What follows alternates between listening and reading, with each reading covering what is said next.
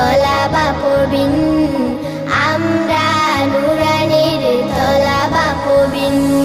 কোরআনের আলো দিয়ে রাঙাবো দিন, করব সমাজকে